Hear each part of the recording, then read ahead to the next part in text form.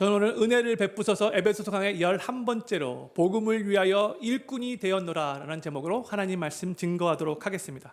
저희는 지난 2주에 걸쳐서 에베소서 교회 안에 유대인 크리스찬들과 이방인 크리스찬들 사이에 아주 미묘한 갈등이 있었는데 바울이 그것을 알고 교회 안에서 이 두 그룹을 하나 되게 하기 위해서 말씀을 가지고 가르친 내용을 나눴어요. 예수님께서 십자가 위에서 하나님과 인간 사이에 그 관계만 화목케 하신 게 아니라 사람과 사람 사이에 있었던 모든 장벽도 다 허무시고 사람과 사람 사이의 모든 관계도 다 하나님께서 화목케 하셨다고. 이제 예수님을 믿는 크리스천들은 유대인들이나 이방인들이나 상관없이 예수님 안에서 다 하나님 나라의 시민이 되었고 한 가족이 되었고 함께 성전이 되었음을 나누면서 우리 모두는 다 그리스도의 몸된 교회 안에서 하나 되기 위해서 최선을 다해 노력해야 한다라고 말씀을 나누었어요. 오늘 본문 말씀도 어떻게 보면 지난 2주일 동안 나누었던 그 말씀의 연장선에 있는 말씀이라고 할 수 있는데 오늘은 바울의 개인적인 고백을 주로 우리가 같이 나눠보도록 하겠습니다. 바울은 자신이 하나님께로부터 이방인들에게 복음을 전하는 사명을 받았다라고 그렇게 말하면서 지금 이방인들에게 복음을 전하다가 감옥에 갇혀 있음에도 불구하고 그것에 대해서 전혀 속상하게 생각하지 않고 도리어 자랑스럽게 여기면서 오늘 말씀을 그렇게 계속해서 이어가고 있어요. 바울은 하나님이 자신에게 계시로 보여주신 그 신비의 복음의 내용이 무엇인가를 오늘 본문 말씀에서 우리들에게 알려주고 자신이 그 복음을 위하여 일꾼이 되었는데 그것이 너무나 감사하고 하나님의 큰 은혜라고 고백을 하고 있어요. 저는 오늘 바울이 복음을 위해서 일꾼이 되었다는 이 고백에 초점을 맞추며 말씀을 나눌 텐데 여기 계신 모든 성도님들도 우리가 이 세상을 살아가면서 무엇을 위해 정말 살아야 하는가? 우리도 바울과 같이 복음을 위해서 일꾼이 되어야 되기를 도전받고 그렇게 결단하는 시간이 되기를 소망하는 마음으로 하나님 말씀 증거하도록 하겠습니다. 그동안 한 몇 주 정도 이 에베소 강해가 좀 쉽지 않았죠. 교리적인 내용을 많이 다뤘기 때문에 그래 오늘까지 조금 쉽지 않을 것을 미리 말씀드려요. 다음 주부터는 조금 더 쉬워질 겁니다. 근데 그럼에도 불구하고 너무나 중요한 말씀이기 때문에 잘 따라와 주시면 좋을 것 같습니다. 오늘 본문 말씀 3장 1절을 우리 같이 읽도록 하겠습니다. 시작. 이러므로 그리스도 예수의 일로 너희 이방을 위하여 갇힌 자 된 나 바울은 했어요. 지금 바울이 자기 자신을 뭐라고 소개하고 있냐면 한국말로는 갇힌 자 된 바울 이렇게 번역을 했는데 영어로 보면 I, Paul, a prisoner of Christ Jesus 그렇게 말하고 있죠. 나 바울은 그리스도 예수의 죄수다, 프리즈너다 이렇게 고백하고 있어요. 바울은 지금 로마 제국의 수도인 그 로마 시에서 지금 감옥에 감금되어 있어요. 황제의 법정에 서기 위해서 기다리고 있는 상황이에요. 로마의 그 감옥에 갇혀서 지금 이 에베소 편지를 쓴 겁니다. 그래서 옥중서신이라고 부르는 거죠. 그런데 바울은 자신을 I, Paul, a prisoner of Christ Jesus라고 그렇게 소개를 하고 있어요. 로마 제국의 감옥에 갇혀 있는데 자신이 지금 로마 제국의 프리즈너가 아니라 예수 그리스도의 프리즈너라고 지금 그렇게 선포하고 있는 거죠. 사실 성도님들 프리즈너가 되면 감옥에 갇히면 누가 좋겠어요? 그렇죠? 어떻게 보면 수치스럽기도 하고 또 부끄럽기도 한 거죠. 또 바울의 입장에서는요. 죄를 전혀 진 게 없거든요. 잘못한 것이 전혀 없었음에도 불구하고 지금 옥에 갇혀 있는 상황인데 그러면 인간적으로 억울하게 생각이 들 수도 있어요. 그런데 지금 바울은 자신이 이렇게 프리즈너가 된 것을 조금 더 수치스럽게 부끄럽게 생각하지 않고 있고요. 또 억울하게도 생각하고 있지 않아요. 도리어 지금 당당하게 한편으로는 자랑스럽게 자기 자신을 I, the prisoner of Christ Jesus 이렇게 지금 소개하고 있는 거예요. 그런데 오늘 바울이 1절에서 자기를 자신을 소개하면서 다시 한번 1절 말씀 보여주세요. 자신을 예수 그리스도의 프리즈너가 되었다라고만 말하고 있지 않고요. 이방을 위하여 예수 그리스도의 프리즈너가 되었다라고 말하고 있어요. 지금 바울이 감옥에 감금되어 있는 그 이유가 엄밀히 말해서 바울이 지금 이방인들에게 복음을 전했기 때문에 예수님을 믿으면 유대인들이나 이방인들이나 다 상관없이 동등되게 구원을 받을 것이고 다 하나님의 백성이 되는 것이고 다 우리가 한 가족이 됩니다. 이렇게 가르쳤기 때문에 유대인들이 분노해서 그로 말미암아 감옥에 갇히게 된 거예요. 유대인들이 생각할 때 바울의 그 가르침이 유대교의 가르침과 완전히 어긋나고 유대교를 크게 흔들고 있다고 생각해서 많은 유대교인들이 지금 예수님을 믿고 크리스찬이 되었기 때문에 이 유대 종교 지도자들이 바울을 죽이려고 했기 때문에 그 이유로 지금 바울이 감옥에 갇힌 거예요.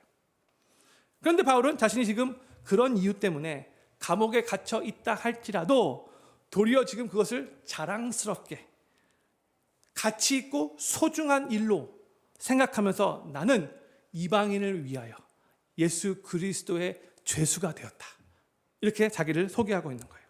그러면서 바울이 2절에서 이렇게 말을 합니다. 2절 말씀도 같이 읽겠습니다. 시작. 너희를 위하여 내게 주신 하나님의 그 은혜의 경륜을 너희가 들었을 터이요 했어요. 여기 2절 말씀 안에 하나님의 그 은혜의 경륜이라는 표현이 나오죠. 경륜. 저희가 보통 사용하는 단어가 아니죠. 이 경륜이라는 단어 때문에 2절 말씀을 이해하기가 좀 쉽지 않아요. 그런데 이제 한국말 번역에 좀 더 쉬운 그런 성경책도 있잖아요. 현대인의 성경을 보면은 이 경륜을 직분으로 번역했고, 쉬운 성경은 이 경륜을 일로 번역을 했고, 또 세번역 성경도 이 경륜을 직분으로, 또 공동 번역은 일꾼으로 삼은 것으로 그렇게 번역을 했어요. 제가 이 2절 말씀을 조금 더 이해하기 쉽도록 현대인의 성경을 다시 한번 읽어보도록 하겠습니다. 여러분을 위해 하나님이 나에게 주신 은혜의 직분에 대해서 여러분은 분명히 들었을 것입니다. 좀 더 이해가 쉽게 되죠. 바울은 지금 하나님께서 자신에게 주신 그 직분을 은혜의 직분이라고 말하고 있어요. 바울은 원래 제가 2주 전에도 말씀드렸죠. 울트라 캡 보수 유대교인이었잖아요. 그렇죠? 바울은요, 이 헬라 문명이 아주 꽃피었던 그 다소라는 도시에서 로마 시민권을 가지고 태어났어요. 그리고 거기서 쭉 성장했어요. 그러다가 13살 어린 나이에 예루살렘으로 유학을 가서 그 당시 유대교 최고 석학이었던 가장 유명하게 가장 정말 이 사람은 진짜 최고의 율법 박사야 그렇게 알려졌던 가말리엘 밑에서 랍비 교육을 받고 어린 나이에 랍비 율법학자가 됐어요. 사도 바울의 유대교 안에서의 그 백은 엄청난 거예요. 바울은 유대교 안에서도 또 가장 열성적으로 이 유대교를 신봉하며 율법을 지켰던 사람이고요. 그래서 그는 예수를 믿는 이 크리스찬들을 볼 때마다 이 크리스찬들이 이 유대교를 방해한다고 생각해서 그 누구보다도 앞장서서 이 크리스찬들을 핍박했던 사람이죠. 또 유대교 전통을 따라서 이방인들은 상종도 하지 않고 정말 개취급하고 정말 미워했어요. 그런데 그랬던 바울인데 하나님께서 이 바울에게 이방인들에게 가서 복음을 전하라고 이방인의 사도라는 직분을 주신 거예요. 바울은 원래 그럴 계획이 전혀 없었어요. 최고의 율법학자 밑에서 이 랍비 교육을 받고 이 유대교의 최고의 또 율법학자가 되고 싶었죠. 그런데 하나님이 그 방향을 바꾸신 거예요. 이방인의 사도로 세우셨어요. 그리고 이방인 사도가 되고 나서 보니까 그렇게 자신을 이방인 사도로 세우신 하나님의 그 계획과 인도하심이 그 경륜이 너무나 놀라운 거예요. 그래서 바울은 그것을 하나님의 은혜의 경륜 또 하나님이 나에게 주신 은혜의 직분 이렇게 표현하고 있는 겁니다. 그러면서 바울은 3절에서 또 이렇게 말을 합니다. 3절 말씀 같이 읽겠습니다. 시작. 곧 계시로 내게 비밀을 알게 하신 것은 내가 이미 대강 기록함과 같으니겠죠. 바울은 하나님께서 자신에게 알려주신 계시를 여기서 지금 비밀이라는 단어를 사용해서 표현하고 있어요. 또 4절을 봐도 이것을 그리스도의 비밀이라고 또 그렇게 표현을 해요. 그런데 이 비밀이라는 한국말 번역이 저는 좀 아쉽게 느껴져요. 우리는 보통 언제 비밀이라는 단어를 사용하지? 야, 이거는 아무에게도 말하면 안 돼. 너만 알고 있어야 돼. 비밀이야? 이때 사용하잖아요. 그렇죠? 근데 결국 다 알게 되지만 할 때 그때 말할 때는 비밀이라고 하잖아요. secret. 이게 비밀이에요. 그렇죠? 음식 장사를 하시는 분들은 그 음식을 만드는 데에 가게마다 아주 특별한 그 레시피, 비밀이 있어요.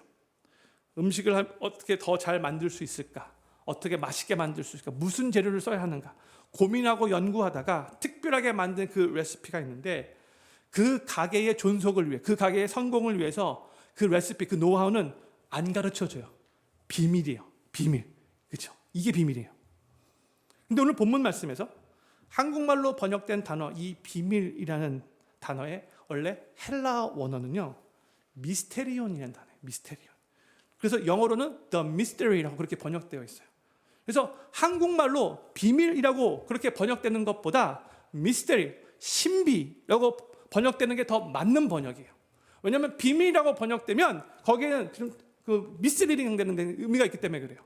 잘못 이해할 수 있는 소지가 있기 때문에 그래요. 제가 이 내용을 조금 더 말씀 나눌 거예요. 저도 오늘 이 설교를 하면서 이 비밀이라는 단어가 나오면 비밀보다도 이 미스테리, 신비라는 단어로 바꿔서 사용하도록 할게요. 바울은 일반 사람들은 신비스러워서 미스테리에서 잘 이해하지 못하는 그 신비를 하나님께서 자기에게 계시해 주셔서 그 신비를 알게 되었다라고 지금 말하고 있는 거예요. 근데 바울이 4절에서 또 이렇게 말을 합니다. 4절 말씀 같이 읽을게요. 시작. 이것을 읽으면 그리스도의 비밀을 내가 깨달은 것을 너희가 알 수 있으리라 했어요. 여기서 바울이 이 그리스도의 이 비밀을, 신비를 자신이 이미 깨달았는데 에베소 교인들도 이제 알 수 있게 되었다라고 말하고 있죠. 이 신비, 이 미스테리의 특징은 비밀, 시크릿과는 달라요. 비밀이라는 것은요, 계속해서 사람들에게 알리면 안 돼요. 조용히 kept quiet 해야 돼요. 그렇죠? 이게 비밀이에요.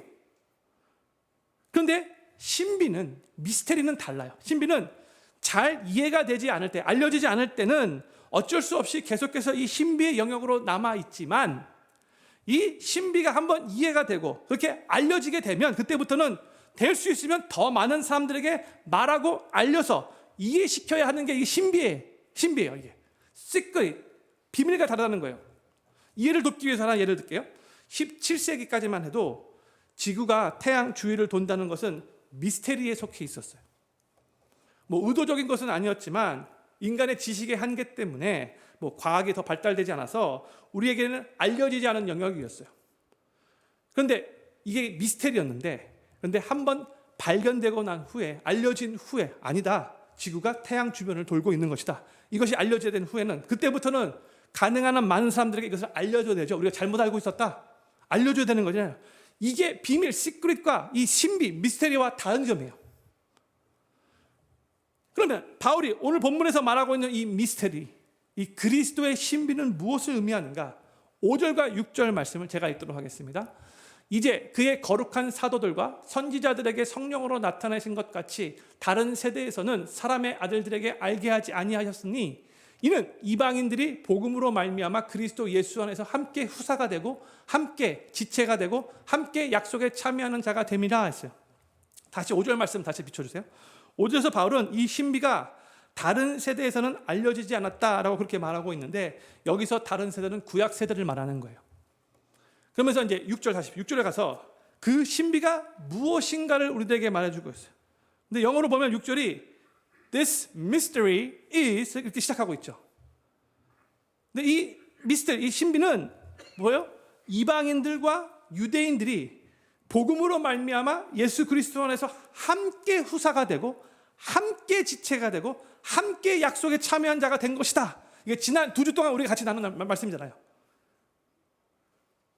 근데 지금 우리가 이제 2000년이 지난 후에 지금 우리 크리스천들이 이것을 딱 봤을 때에 이게 뭐가 미스테리야? 다 아는 사실인데 뭐 미스테리라는 단어까지 사용해?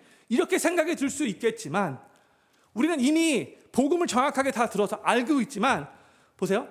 예수님이 오시기 전 시대까지는 이것이 미스테리에 속해 있었어요. 잘 몰랐던 영역이에요. 그리고 예수님이 오신 후에 예수님을 통하여, 그리고 특히 이방인의 사도로 세움받아 계속해서 이방인들에게 복음을 증거했던 그 바울로 말미암아, 바울 통해서 이방인들이 계속해서 예수님을 삶의 구세주로 영접한 것을 통해서 그때부터 이 이방인들에게도 동일한 복음의 은혜가 임하게 되었음을, 이방인들도 예수님 안에서 한 가족이 되었음을 그때 사람들이 점점 더 알게 된 거죠. 우리는 이게 너무나 자연스럽게 다가오지만 그 당시 1세기에 유대인들에게는 이게 엄청난 비밀이었다는 거예요. 구약의 배경을 갖고 있는 유대인들에게는. 제가 이 내용을 다시 한번 사도 바울의 입장에서 설명해 보도록 할게요. 제가 이것을 설명하는 게 오늘 본문 말씀과 다 연결돼서 그래요. 다시 말씀드릴게요. 바울은 정말로 울트라 캡 보수 유대의 교인이었죠. 예수를 믿는 크리스천들을 잡아 옥에 가두기 위해서 자신이 살고 있었던 그 예루살렘에서, 그것도 멀리 떨어져 있는 다메섹까지 가가지고 이 예수님 믿는 크리스천들을 옥에 가두기 위해서 그 일을 했던 거예요. 아주 유대교 열성 분자 중에 최고 열성 분자였어요. 그런데 다메섹에 거의 이르렀을 때 예수님이 바울에게 나타나셨죠. 바울이 예수님을 만났어요. 극적으로 회심했어요, 바울이.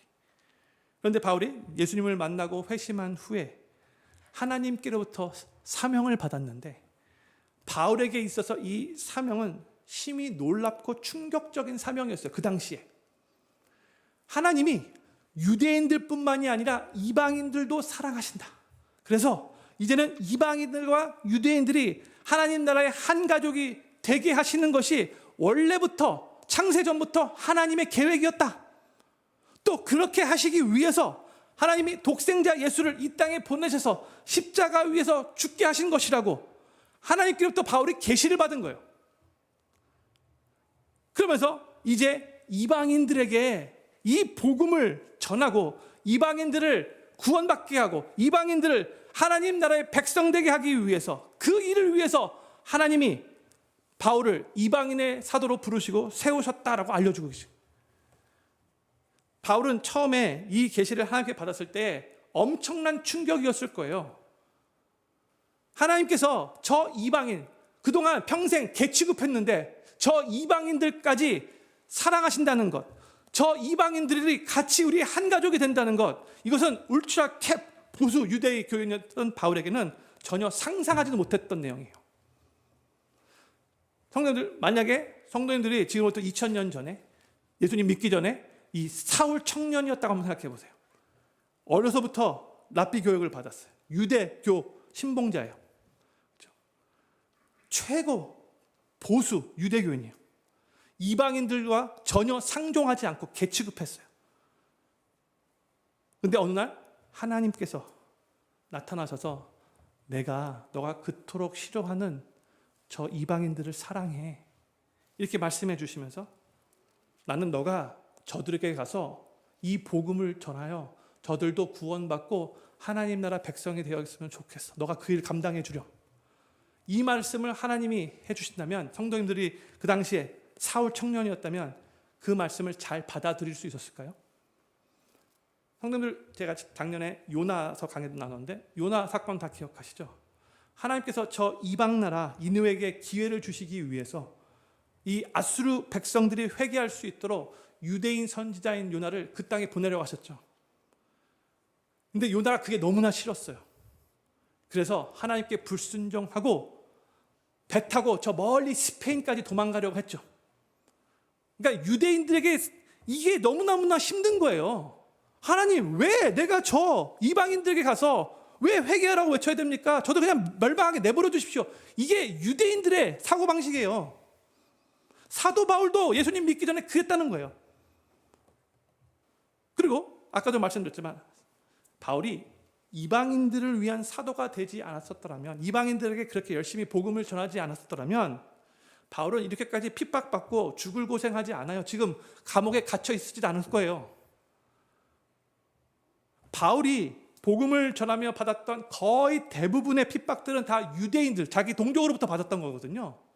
사도행전에 돌 맞았다는 건 나오는데 거의 대부분 이 유대인들이, 이 동족들이 이 바울에게 던진 거예요. 바울이 하나님께로부터 받은 그 계시를, 그 그리스도의 신비를 이방인들에게 전했기 때문이에요. 바울이 하나님께로부터 받은 그 계시, 그 신비가 뭐였는가? 다시 한번 우리 6절 말씀 다시 한번 천천히 읽겠습니다. 시작. 이는 이방인들이 복음으로 말미암아 그리스도 예수 안에서 함께 후사가 되고 함께 지체가 되고 함께 약속에 참여하는 자가 됨이라. 아멘. 우리는 이방인들이에요. 그죠? 이 말씀을 들을 때 우리는 별로 감동이 안 와요. 근데 원래 1세기 때 이 말씀을 들으면 엄청난 감동이 와야 돼, 이방인들에게는.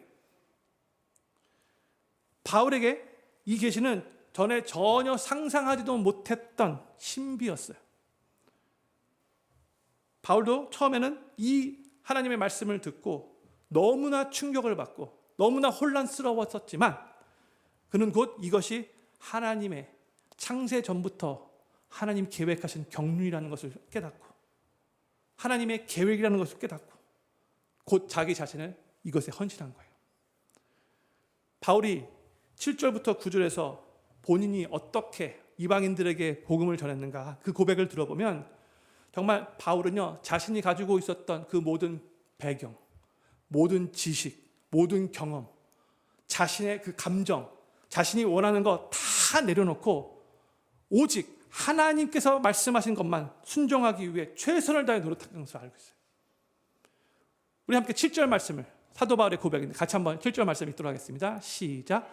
이 복음을 위하여 그의 능력이 역사하시는 대로 내게 주신 하나님의 은혜의 선물을 따라 내가 일꾼이 되었노라. 아멘. 울트라 캡 보수 유대교인이었던 바울은 하나님이 전해주신 그 신비, 그 말씀을 듣고 처음에는 큰 충격을 받았지만 그리고 본인이 그 말씀 순종하여 유대교인으로서 저 이방인들에게 나아가 복음을 전하면 동족 유대인들로부터 엄청나게 핍박을 받을 것도 다 알고 있었지만 그렇지만 이것이 하나님의 뜻이고 하나님의 계획이고 하나님의 경륜이었기 때문에 바울은 기꺼이 이방인들을 위한 일꾼이 되었다라고 지금 여기서 고백을 하고 있어요. 그런데 바울이 그렇게 일꾼이 될 수 있었던 것도 바울이 지금 뭐라고 겸손하게 고백하냐면 하나님의 능력이 역사하셨기 때문이라고, 또한 하나님의 은혜의 선물 때문이라고 이렇게 고백을 하고 있어요. 사랑하는 필립교회 성도님들, 우리도 주님의 뜻에 온전히 순종하며 주님을 위한, 복음을 위한 일꾼이 되기 위해서는 하나님의 능력과 은혜로 해야 한다는 것을 항상 기억해야 돼요. 나의 힘과 나의 의지로는 불가능해요. 바울도 만약에 자기 힘과 자기 의지를 의지했더라면 그러면 못했을 거예요. 그런데 지금 바울이 뭐라고 고백해요? 하나님의 능력 때문에, 하나님의 은혜 때문에 내가 이방인의 사도가 될 수 있었다, 복음의 일꾼이 될 수 있었다, 지금 이렇게 고백하고 있는 거예요. 나의 힘으로는 힘들겠지만 하나님의 능력과 은혜로는 모든 것이 다 가능해지는 거죠. 그래서 바울이 8절에서 이렇게 고백합니다. 8절 말씀 같이 읽겠습니다. 시작. 모든 성도 중에 지극히 작은 자보다 더 작은 나에게 이 은혜를 주신 것은 측량할 수 없는 그리스도의 풍성을 이방인에게 전하게 하시고 있어요. 지금 바울이 자기 자신을 뭐라고 소개하고 있어요? 모든 성도 중에 지극히 작은 자, 이것도 정말 자기 자신을 낮춘 건데 작은 자보다 더 작은 나, 이렇게 말하고 있어요. 이방인들에게 복음을 전하는 그 은혜를 하나님께서 모든 성도 중에 지극히 작은 자보다 더 작은 나에게 이것을 주셨다라고 지금 고백하고 있어요. 바울이 지금 너무나 겸손한 자세로 하나님의 복음의 일꾼으로 지금 사역하고 있음을 우리가 알게 되죠. 바울이 그토록 미워했고 바울이 상종도 하지 않았고 개취급했었는데 이제 그들에게 다가가서 그 이방인들에게 복음을 전해야 하는데 아이고 그래 내가 한번 저들 불쌍히 여기는 마음을 한번 복음 전해보지, 이런 태도가 아니었다는 거예요. 내가 전에는 몰라서 저 이방인들을 함부로 막 대했는데 개취급했는데 그런데 이게 하나님의 경륜이었군요. 하나님의 신비였군요. 깨달은 후에는 와, 하나님이 나에게 이렇게 소중한 일을, 저 이방인들이 구원받고 저 이방인들이 하나님 나라 백성이 되게 하는 이 너무나 소중한 특별한 일을 하나님이 나에게 맡기셨군요. 모든 성도 중에 지극히 작은 자보다 더 작은 나에게 이 큰 은혜를 주셨군요. 지금 이렇게 겸손하게 고백하고 있는 거예요. 그러면서 바울은 그 어떤 희생이라도 감수하겠다고 이방인의 사도로 지금 열심히 섬기고 있는 거예요. 하나님의 계획과 하나님의 그 경륜과 그 복음의 신비를 바울이 깨달았기 때문에 이제는 이방인들을 사랑하여서 이방인들에게 자기 스스로 찾아가 자신의 목숨까지 바쳐가며 희생하며 복음을 전했던 거죠. 하나님이 정말 자격이 없는 자신을 저 이방인 개취급했던 바로 그 자기 자신을, 예수님 믿는 크리스찬들을 그렇게 막대하면서 막 함부로 대했는데 그런 자기 자신을 이 귀한 소중한 일에 도구로 사용하심에 너무나 감사하고 감격하고 있는 거예요. 겸손한 마음으로. 그래서 바울은 9절에서 이렇게 고백을 해요. 9절 말씀 같이 읽겠습니다. 시작. 영원부터 만물을 창조하신 하나님 속에 감춰졌던 비밀의 경륜이 어떠한 것을 드러내게 하려 하심이라 했어요. 바울이요, 영원부터 하나님께서 계획하셨던 그 복음의 신비를 구약 시대에는 정확하게 몰랐던 그 신비인데 이제 예수님을 통해서 알려졌기 때문에, 또 하나님께서 자신에게 계시해 주셨기 때문에 이제 바울이 될 수 있으면 더욱더 많은 사람들에게 그 신비가 드러내기를 소망하는 마음으로 계속해서 최선을 다해 이방인들에게 복음을 전했다고, 드러나게 하기 위해서 복음을 전했다라고 그렇게 고백하고 있어요. 바울은 정말로 하나님의 뜻을, 하나님의 그 경륜을 이해했어요. 그리고 자신의 삶을 통하여 하나님의 그 뜻이 이루어지기를 위해서 자신을 온전히 헌신했던 거예요. 그래서 바울은 이제 이 사명이 교회에도 주어졌다고 말하고 있어요. 10절과 11절 말씀 같이 읽겠습니다. 시작. 이는 이제 교회로 말미암아 하늘에서 정사와 권세들에게 하나님의 각종 지혜를 알게 하려 하심이니 곧 영원부터 우리 주 그리스도 예수 안에서 예정하신 뜻대로 하신 것이라 했어요. 지금 왜 바울이 이 10절과 11절 말씀을 이렇게 여기서 고백하고 있냐면, 예수 그리스도의 복음을 통해서 구원받은 성도들이 모인 교회가 이 하나님의 마음을, 하나님의 뜻과 계획을, 이 경륜을 잘 이해하고 이제는 최선을 다해서 저 이방인들에게 나아가 이방인들을 품고 이방인들을 같이 천국 백성 되게 하는데 최선을 다해 노력해야 되는데, 그게 바로 교회의 사명인데, 이게 영원부터 예수 그리스도 안에서 하나님이 예정하신 뜻이었는데, 그런데 안타깝게도 이 유대인 크리스찬들 중에서는 아직도 여전히 저 이방인들을 이상하게 생각하고 꺼리는 자들이 많이 있다는 거예요. 교회 안에서도 안타까워하면서 예수님이 이렇게 말하고 있는 거죠. 바울이 오늘 본문 3장 1절에서 이방인들을 위해 갇힌 자된 나 바울은 이렇게 고백을 했잖아요. 어떤 심적으로 그렇게 고백을 한 건지 이해해야 돼요. 하나님이 정말로 이방인들도 사랑하십니다. 하나님은 창세전부터 이 이방인들까지 구원하시는 계획을 가지고 계셨습니다. 그리고 이제 하나님의 때가 돼요. 구약에서는 우리가 그걸 몰랐지만 이제 하나님의 때가 돼요. 하나님이 독생자 하나밖에 없는 예수를 이 땅에 보내셔서 이방인들까지 구원하시기 위해 십자가를 지셨는데, 그래서 온 인류의 죄를 이 예수님이 대신 짊어지고 죽으셨는데, 나 바울은 그 하나님의 뜻과 하나님의 그 경륜에 순종하면서 지금 이 복음을 이방인들에게 전하다가 이렇게 감옥에 갇히게 된 겁니다. 나는 이것을 조금도 부끄럽게 생각하지 않습니다. 그런데 당신들은 이 이방인 크리스찬들을 향하여 더욱더 마음을 여셔야 됩니다. 이 이방인들을 향하여 더욱더 나아가야 합니다. 그런 의미가 이 3장 1절부터 담겨져 있는 거예요. 그러면서 바울이 오늘 본문 이 마지막 구절인데 13절에서는 이렇게까지 말을 해요. 13절 마찬가지 같이 읽겠습니다. 시작. 그러므로 너희에게 구하노니 너희를 위한 나의 여러 환난에 대하여 낙심치 말라. 이는 너희의 영광이니라 했어요. 바울은 지금 에베소 교회 성도들에게 지금 자신이 옥에 갇혀 있고 또한 여러 환난을 받고 있는데 그것에 대해서 낙심하지 말라고, 힘들어하지 말라고, 걱정하지 말라고, 그러면서 뭐라고 말하면 자신이 이렇게 지금 고난받고 있는 것이 당신들 에베소 교회 성도들의 영광이 됩니다, 이렇게 말하고 있어요.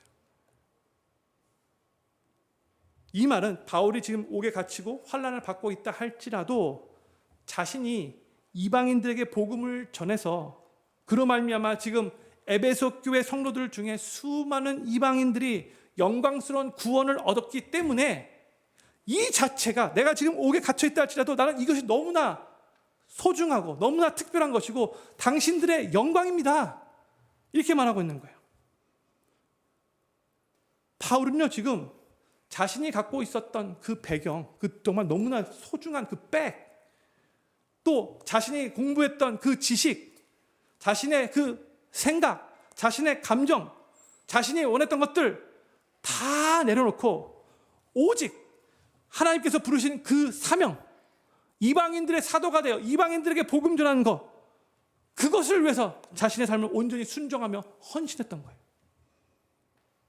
그리고 지금도 감옥에 갇혀 있고 환난 받고 있지만 바울은 조금도 속상해하지 않고 조금도 그것에 대해서 괴로워하지 않고 도리어 지금 옥 밖에 있는 사람들에게 낙심하지 말라고, 자신의 이 매임은 여러분들에게 영광이 됩니다, 이렇게 지금 자랑스럽게 당당하게 말하고 있어요. 저희는 오늘 지금 사도 바울의 이 고백을 쭉 같이 나눴는데 이 내용들을 통해서 우리 모두가 다 크리스천으로서 도전받기를 소망해요. 울트라캡 보수 유대인 교인이었던 이 바울이 예수님을 만난 후에 그의 삶이 180도 변화되었어요. 그리고 하나님께 온전히 순종하며 이제 개취급했던 그 이방인들을 향하여 복음을 전하는 이방인들의 사도가 되었어요. 이 놀라운 변화가 어떻게 일어났는가? 지금 감옥에 갇혀 있으면서도 그것에 대해서 어떻게 자랑스럽게 여길 수 있는가? 핍박받으면서도 그것을 전혀 개의치 않을 수 있는가? 그 이유가 무엇인가? 사도행전 20장 24절 말씀, 유명한 말씀이죠. 사도 바울의 고백이 오늘 우리의 고백으로 하나님 앞에 올려지기를 소망하는 마음으로 이 말씀 천천히 같이 읽겠습니다. 시작. 나의 달려갈 길과 주 예수께 받은 사명, 곧 하나님의 은혜의 복음 증거하는 일을 마치려 하면은 나의 생명을 조금도 귀한 것으로 여기지 아니하노라. 아멘. 사도 바울은 하나님께 받은 그 사명을 이루기 위해서 이 세상을 살았어요. 예수님께 받은 사명, 곧 은혜의 복음을 증거하는 일을 위해서, 특히 바울에게는 이방인들에게 복음을 증거하는 그 일, 그것을 위해서 자신의 생명을 조금도 귀한 것으로 여기지 않고 열심히 수고했어요. 열심히 사역했어요. 사랑하는 필그림교회 성도님들, 복음을 위해서 사는 삶, 예수님을 위해서 사는 삶, 이것은요 모든 크리스천들의 사명이고 모든 크리스천들의 삶의 목적이에요. 또한 이 세상에 존재하고 있는 모든 교회, 예수 그리스도의 교회의 사명이고 목적이에요. 뭐 특별한 사람들, 뭐 목사나 선교사들만의 사명이 아니고요, 믿음이 엄청나게 좋은 정말로 사도 바울과 같은 헌신된 사람들만의 사명도 아니에요.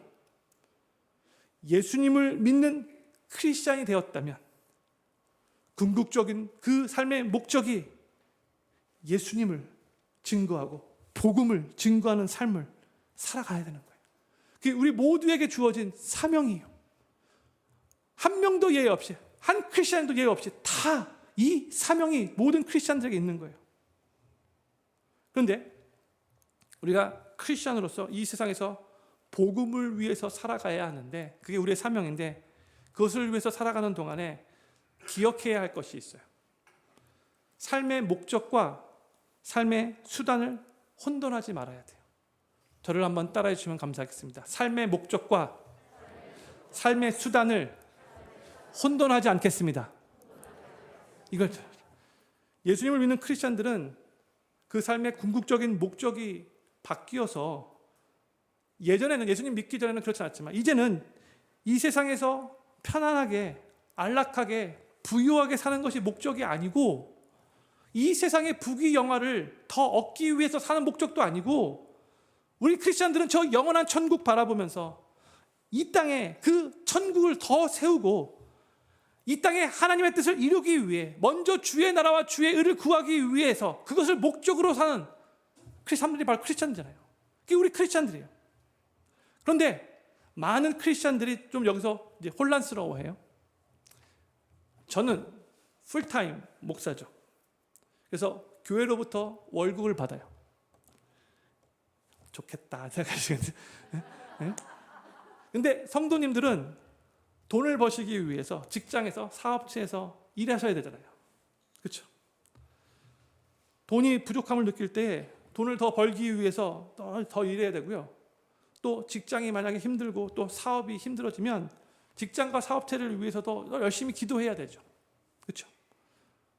근데 성도님들, 성경에서 복음을 위해 살라고 말씀할 때에 그 말씀의 의미가 이런 것들은 다 세속적이고 다 세상적인 것들이니까 그런 것들 이제부터 전혀 신경 쓰지 말고 그냥 복음만 전하며 살아, 이런 의미가 아니에요. 우리는 직장 생활도 신경 써야 하고 또 우리의 생계를 유지하기 위해서도 고민해야 돼요. 그런데 이게 중요한 거예요. 우리가 꼭 기억해야 할 것은 이 모든 것들은 수단이지 목적이 아니라는 거예요. 결국 복음을 위해 사는 삶이 모든 크리스찬들의 사명이고 모든 크리스찬들의 목적인 거예요. 직장에서 일하고 돈 버는 것은 수단이고 복음을 위해서, 예수님을 위해서 사는 것은 궁극적인 목적인 거예요. 이게 바뀌면 안 되는 거예요. 그리고 또 우리의 삶 전체에서 복음으로 인한, 예수님을 믿고 난 후에 아름다운 변화가 나타나고 세상 사람들에게 내 삶에 예수님으로 말미암는 아름다운 변화된 모습들을 보여줘야 되는 삶이 우리의 소명인 거예요. 우리 삶의 현장에서, 직장에서 일할 때에, 사람들을 만날 때마다 예수 그리스도의 향기를 품어내는 삶을 사는 거예요. 복음을 위해서 사는 삶이에요.